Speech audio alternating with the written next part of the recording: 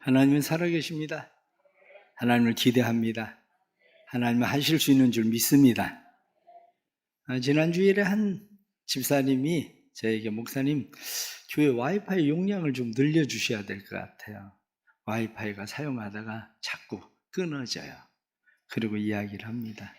와이파이가 주일날은 사람들이 많이 사용을 하다 보니까 제 방에서도 끊어져요. 옛날 같으면 이게 무슨 소린가, 뭐를 늘려주고 뭐 보이지도 않는데 뭐를 이렇게 생각을 할 수가 있지만 지금은 사람들이 다 알고 있어요. 어떻게 아느냐? 뭐 카페에 가도 와이파이 비밀번호가 뭐예요? 이렇게 이야기할 정도로 다 알고 있는 이야기입니다. 왜냐? 비밀번호를 알아야 뭐 접속을 하죠. 그러면 핸드폰이 와이파이를 사용할 수가 있게 됩니다.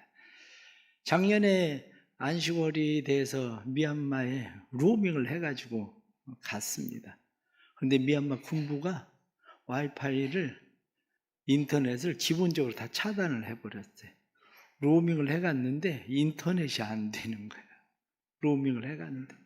그러니 로밍을 해가서도 인터넷이 안 돼가지고 아주 고생을 했습니다. 한국에 와가지고 제가 전화를 했어요. 거기 미얀마에 인터넷 차단된 거 당신들 알고 있지 않았냐? 알고 있었대요.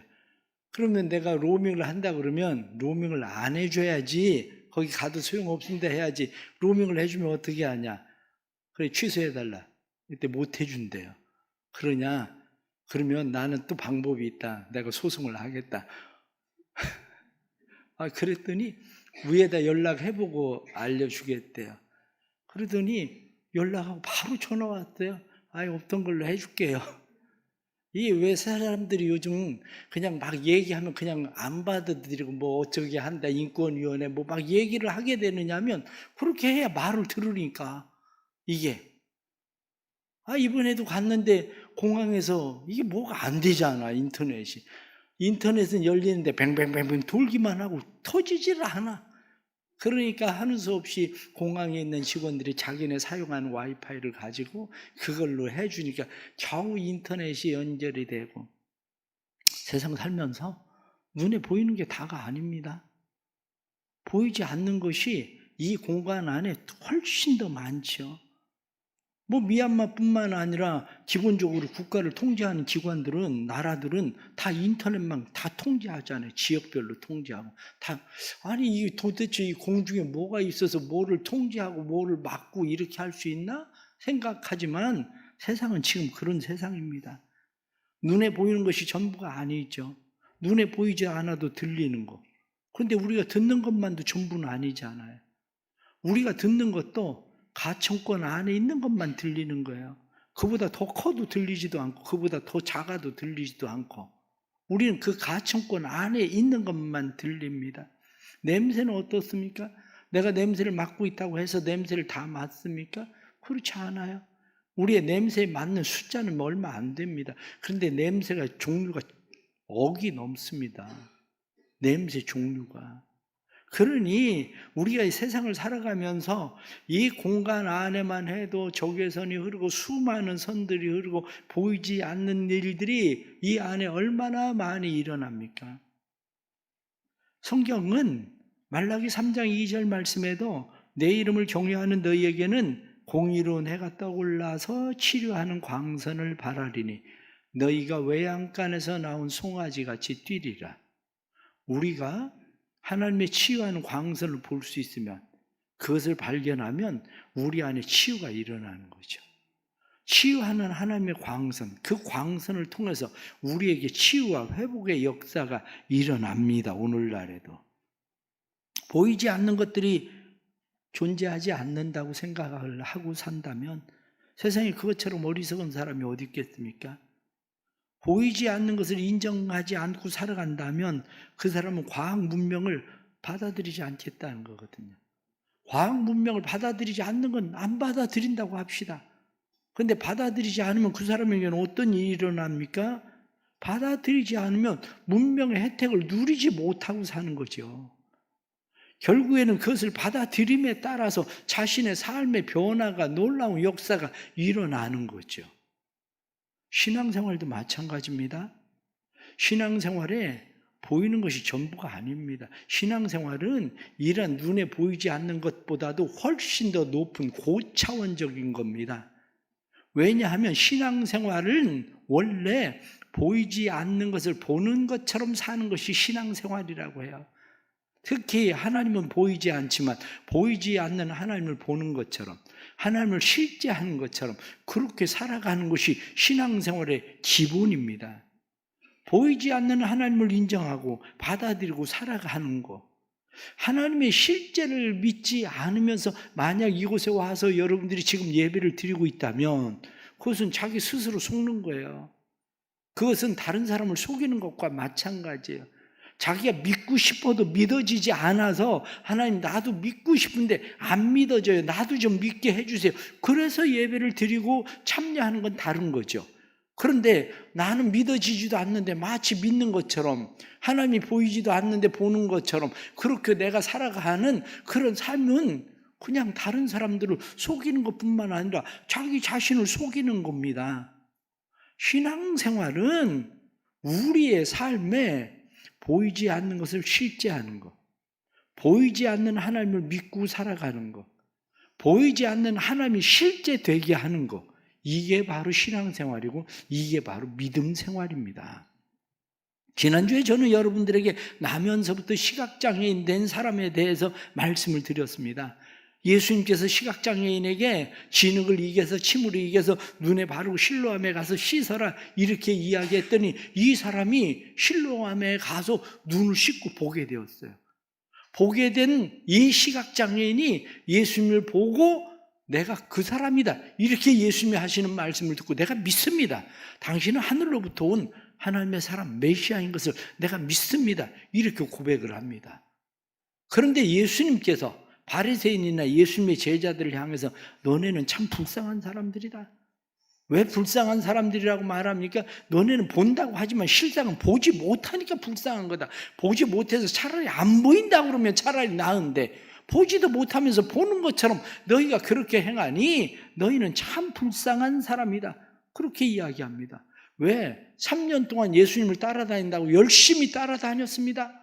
3년 동안 예수님을 열심히 따라다녔지만 예수님은 3년 동안 그들 앞에서 기적을 행했지만 그들은 기적을 봤지만 예수님의 메시아성을 그들은 본 게 아니라 사실은 예수님이 왕이 되면 누가 좌편에 누가 우편에 누가 한 자리 차지할 수 있을까에 대해서 사람들은 더 관심이 많았습니다. 그러니 결국 예수님이 십자가 못 박혀 죽으실 때는 그들은 예수님을 버리고 다 떠나버렸어요. 다 도망을 갔어요. 그러나 성경 소경 바디메오를 보십시오. 소경 바디메오가 예수님이라는 소리를 듣고 다윗의 자손 예수여 나를 불쌍히 여기소서, 다윗의 자손 예수여 나를 불쌍히 여기소서, 그리고 소리를 지릅니다. 다윗의 자손 예수라고 하는 것은 단지 그가 다윗의 족보를 타고 태어났다는 이야기가 아닙니다. 그 이야기가 아니라 하나님께서 다윗의 자손으로부터 메시아가 올 거라고 말씀하신 그 말씀을 믿고 당신은 나를 구원할 메시아입니다. 다윗의 자손으로 오신 메시아여 나를 불쌍히 여겨주십시오. 이렇게 부르짖었던 거예요. 예수님께서 그에게 내가 무엇 해주길 원하느냐? 그가 대답하기를 주여 보기를 원합니다. 그래? 그럼 봐라. 그랬더니 이 시각장애인이 예수님을 보게 되잖아요. 이게 바로 우리가 살아가는 믿음의 삶이라는 거예요. 교회를 오래 다녔다는 게 중요한 게 아닙니다. 교회를 얼마나 오래 다녔느냐가 중요하지 않은 이유는 교회를 오래 다녀도 영적인 눈이 열리지 않으면 우리는 늘 하나님 앞에 기도하는 것이 세상 것들만 찾고 세상 것들만 구하다가 끝날 겁니다. 세상 것들만 찾고 세상 것들만 구하다가 거기에 매여서 그것만 쫓아가다가 우리의 삶이 끝나지만 하나님이 우리에게 원하시는 것은 그게 아닙니다. 우리의 눈이 바뀌어서 영적인 믿음의 눈이 열리고 영적 믿음의 눈이 열려서 하나님을 바라보고 하나님을 볼 뿐만 아니라 하나님의 나라가 보여지고 하나님의 나라를 보는 사람들이 이 세상에서 눈에 보이는 것에 집중하고 살아가는 것이 아니라 눈에 보이지 아니하는 하나님, 눈에 보이지 아니하는 하나님의 나라, 그것을 향해서 집중하고 주목하고 살아가는 것, 그걸 우리에게 원하시는 거죠. 어떤 사람은 봐도 보이지 않습니다. 어떤 사람은 보고 믿는 사람이 있어요. 어떤 사람은 보이지 않고 믿는 사람도 있습니다. 우리의 신앙은 어떤가? 오늘 성경에 나타난 말씀을 메시지 성경으로 보면 그렇습니다. 그러므로 우리는 포기하지 않습니다. 어찌 포기할 수 있겠습니까? 겉으로는 우리의 일이 실패로 끝난 것처럼 보이지만 안에서는 하나님께서 단 하루도 빠짐없이 은혜를 펼치시며 새로운 생명을 창조하시고 계십니다.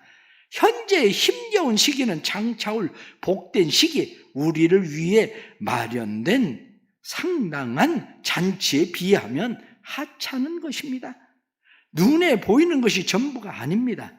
지금 눈에 보이는 것은 오늘 이 자리에 있다가 내일이면 사라지지만 보이지 않는 것은 영원히 지속될 것입니다. 그래서 쉬운 성경 뭐라고 이야기하느냐? 우리는 보이는 것에 우리의 시선을 고정시키는 것이 아니라 보이지 않는 것들에게 우리의 시선을 고정시킵니다. 보이는 것은 한순간이지만 보이지 않는 것은 영원하기 때문입니다.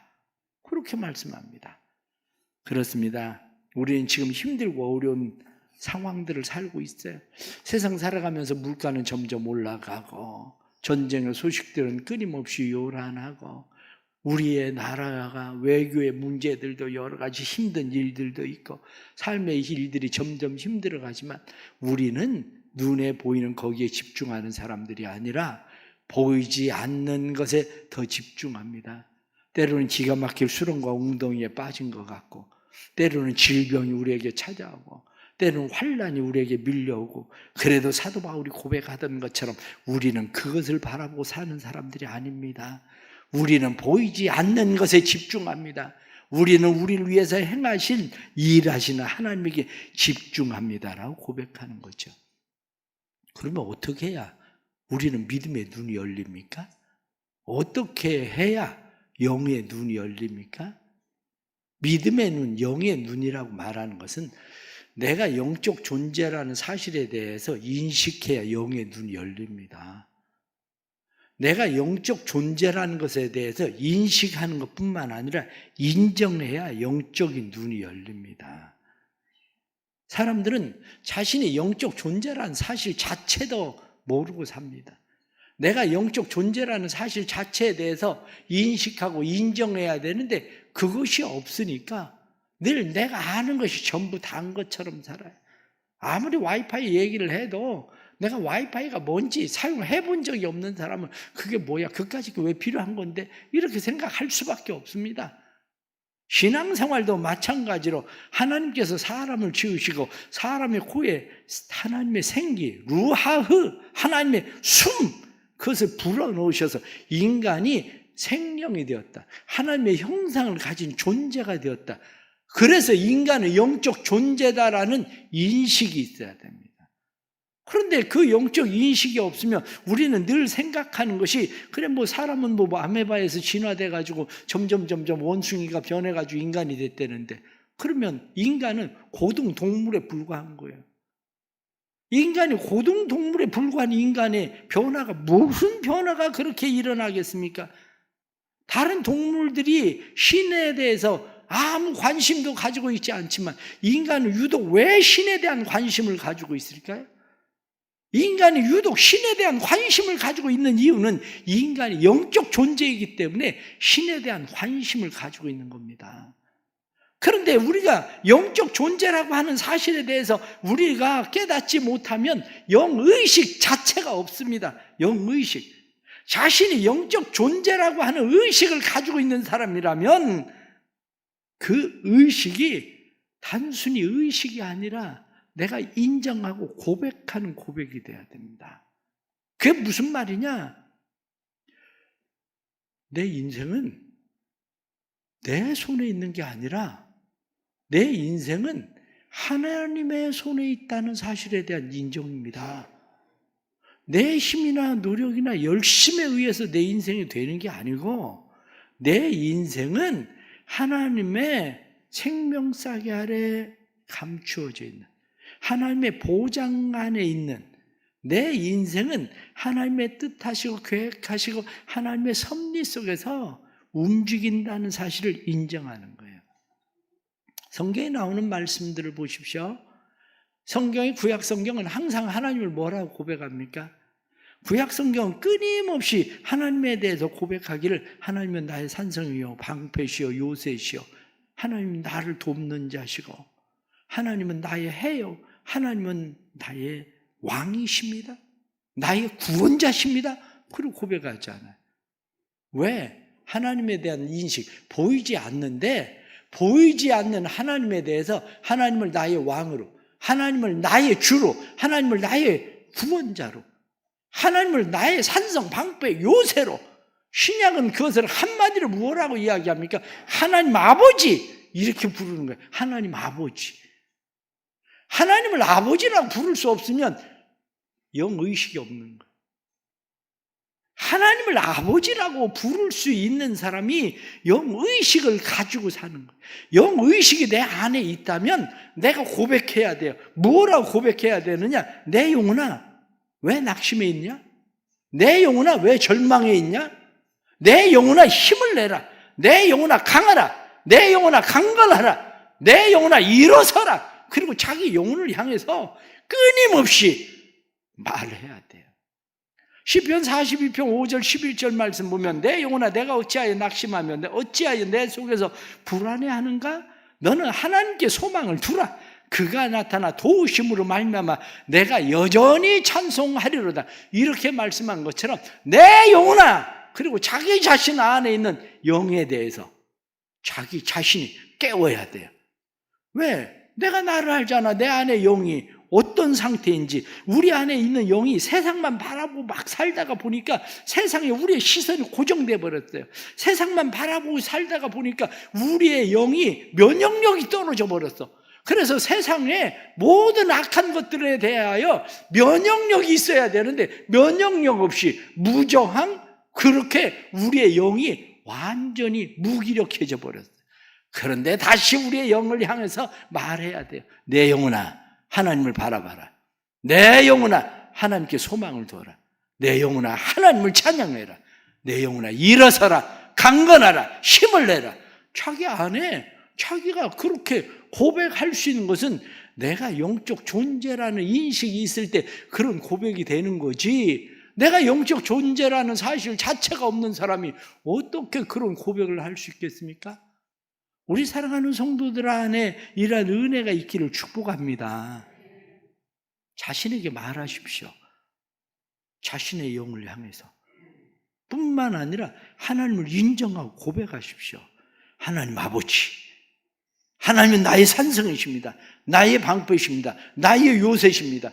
나를 영원한 아버지의 나라에 들이실 분은 하나님이십니다. 그리고 고백해야 돼요. 그래야 우리의 영이 늘 깨어나는 은혜가 일어나는 겁니다.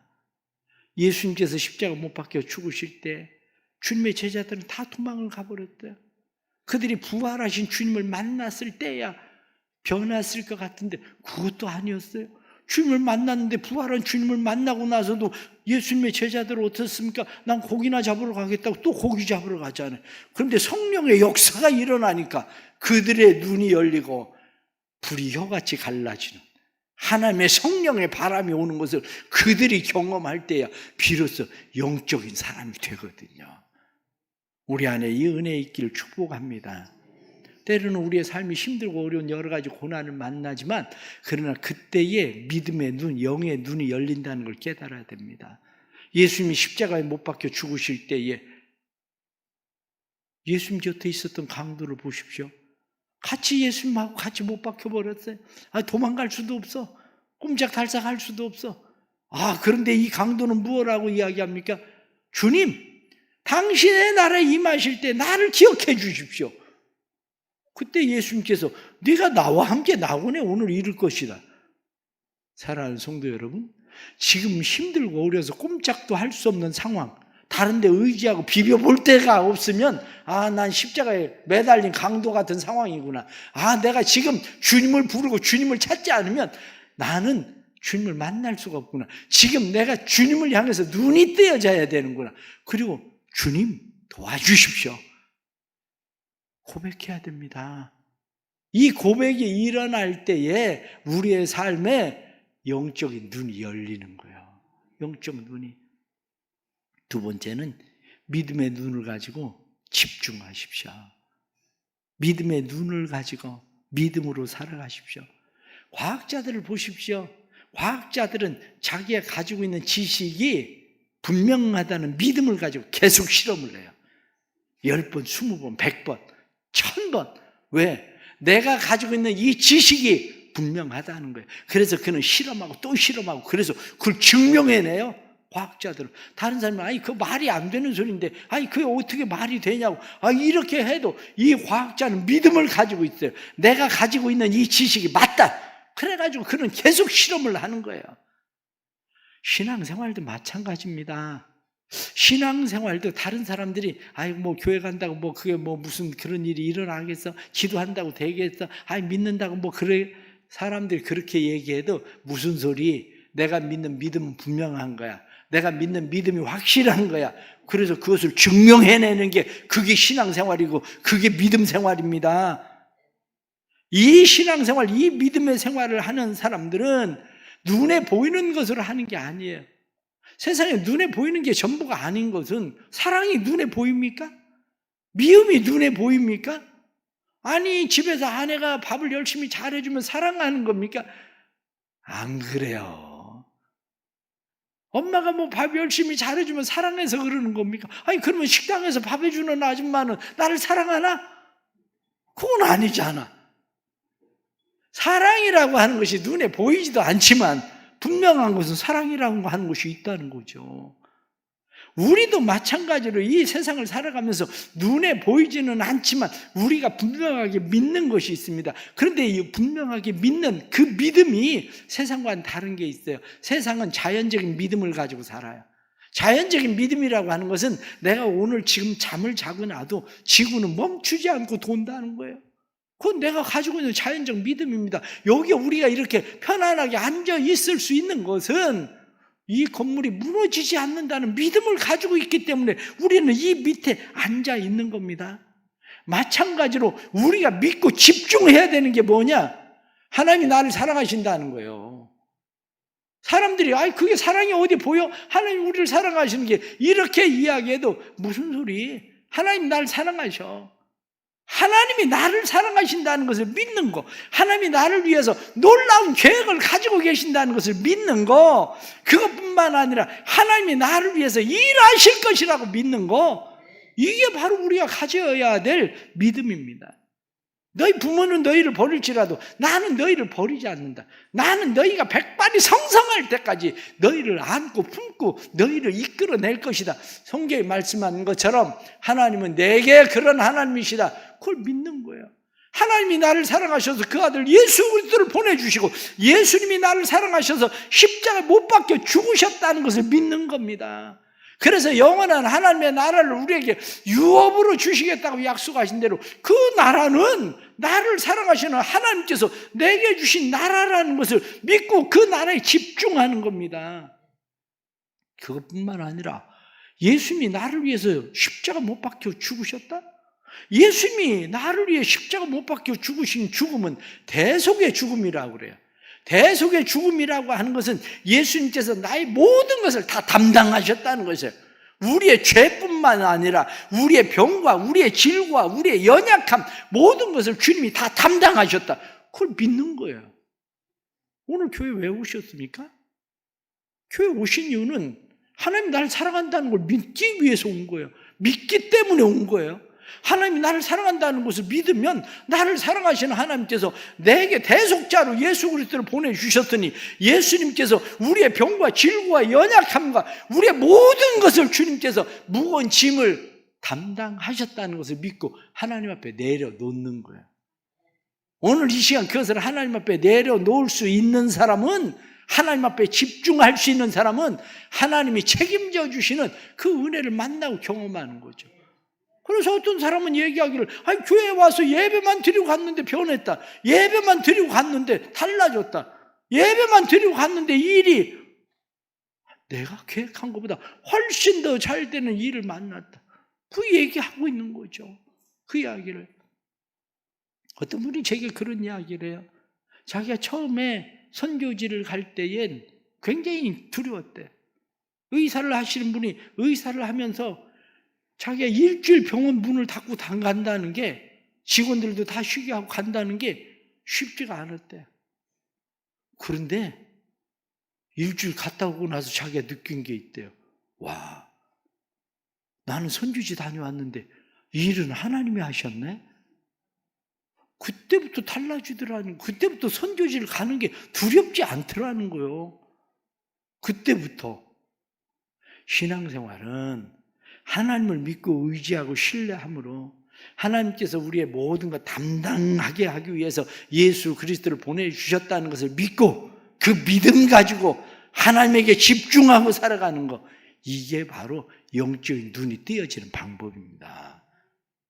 마지막 하나는 말씀에 순종하십시오. 말씀에 자꾸 순종해야 눈이 열려요.